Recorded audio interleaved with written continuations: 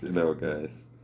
Today I'm gonna be talking about just sharing a few thoughts about the burnout and the motivation, how those two things are related to each other, and how to eventually benefit from that information, which is actually the point of course, that sharing.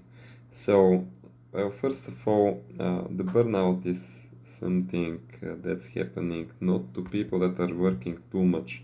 Of course, that's also true. It's happening like that, but on the other hand, it's actually happening from work that, from jobs, from tasks, etc., that you don't really appreciate doing. So if you, for example, want to do that and you are motivated to do that, at this very point, at this moment, you probably have much more capacity. So even if you have some limit, of course, we're after all human beings, we have some limits uh, at the end of the day, but still, um, you can actually focus and continue doing what you want to see done.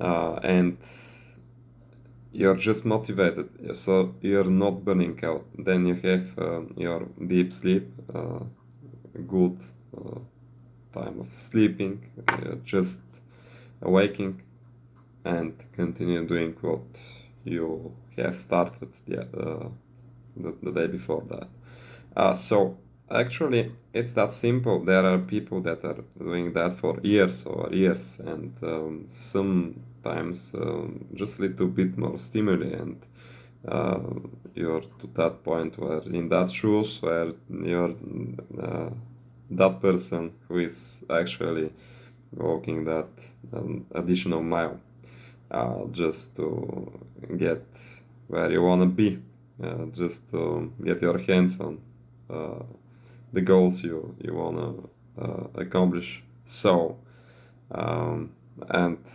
eventually put even greater tasks um, before you, so you can be achieving even greater in time. So you can actually feel that sensation of let's say ascension, that you are scaling, that you are skilling, that you are going to a better place than you are now, and uh, that than you were yesterday. So the my very point in this is it's so simple as putting some rewarding. For example, sometimes it works like that, we are learning gamification now, and yeah, it's helping. But I knew that even before we started uh, in this specializing in this field. So it's very easy. I know from experience, for example, and from the experience of people I know and appreciate. So it's extremely easy to conclude that actually with just some rewarding some stimuli in the form of rewards, it's very easy to keep going a little bit more and a little bit more. For example, I have had moments when I have skipped deals for several $1,000s just because I wasn't motivated. And also I remember very well as a youngster, as a kid, that I was doing that additional mile or two for just the additional, for example, $20 an hour, which is not bad money even nowadays. I mean, for a kid especially, but still I was very motivated because I knew the requirement, what exactly do I have to do to earn that additional $20. And we have been, for example, that was in the period when I was working. That was my very first job at the bar, and actually it was that late hours were paid an additional 20 to the fixed salary. So it was very easy for me to just decide and stay there for a few more hours, because I knew that I have that main salary plus that $20, and eventually some tips, which was great actually. And I actually saved some money to start a business a little bit later, which is the business that is also well, keeping me intact even nowadays. So it's not that I have saved so much, but I knew what I was doing, what was the idea, and I'm happy that I did actually, because I had freer time in the world those days.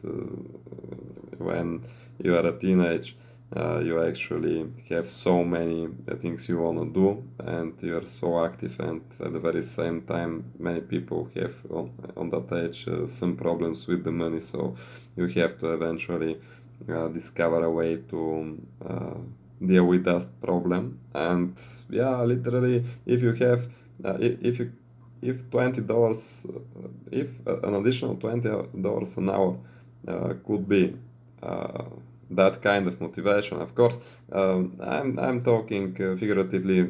For some of you, it could be $1 additional. It could be anything. You know that mechanism is important. It doesn't have to be even that much, because I realized that for that year, actually that was a nice salary. It wasn't the easiest job, if I have to be precise, and I never wanted to actually work as an employee. But at this point, I was actually having those all those characteristics of the owner of that same bar I was working at. So the people, the real owners, were giving me so much freedom of what I can and can't do, that it was feeling as I own the business. And they were paying me very well, actually. Thanks, guys, if you are watching by any chance, which is not very probable, but yeah, thank you very much. That family is still having a business similar to that, but they actually scaled a bit, not very much. They never had really big targets, so they just wanted to live from their business, which is in that kind of field. And I'm very happy about it. It's a good thing to know that there are some people that are not greedy and just want to be a little bit freedom, a little bit of that, a little bit of this, and yeah, that's just enough for them. And I highly appreciate such people. Also, I appreciate people that have high goals and want to go always better, and always to by somehow empower themselves to grow even bigger, and to continue with that growth. Well, figuratively forever, but yeah, it's kind of like that, as long as they can actually, and to actually um, give that opportunity to their inheritance to do the same. So you can actually that's a very nice idea. I'm not sure if it's happening very often, but at least as an idea, it's precious. So yeah, that was my advice. Actually, find a way to reward, to give some rewards to the people, to if they're working for you, and to give yourself some.